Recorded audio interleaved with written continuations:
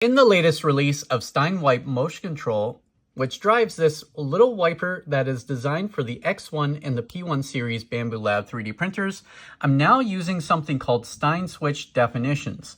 And SteinSwitch Definitions go inside Bambu Studio, and they control all of the different features that I offer with this wiper pad.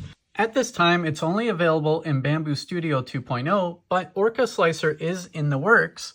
And when it's released, it'll be released as Core version 2, so April 28.2. First, you'll navigate to your printer settings, and then in the drop down here, I've already got a bunch of presets made, and we're after the April 28.1 or higher. To make these presets, in the related video below, which is this video right here that's linked, you just click that one with the play. This will go over how to make these presets. So once you've opened the appropriate SteinWipe profile, it will already come with all of the G-code, which means you don't have to touch any of this G-code. You just go to the Notes tab, and this is the area that holds all of the options for you. These are the SteinSwitch definitions. In the SteinSwitch documentation, I've got a little bit of a how-to here. You want to pay close attention to this, because this is what determines whether your switches work or not.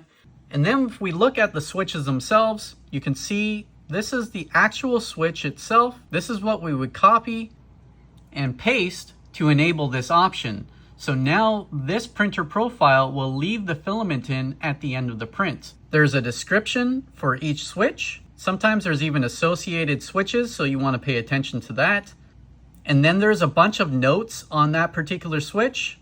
There's a status on whether it's in beta or if it's stable. Then there's compatibility for which machines it works with, which motion control it works with, and which slicer it works with.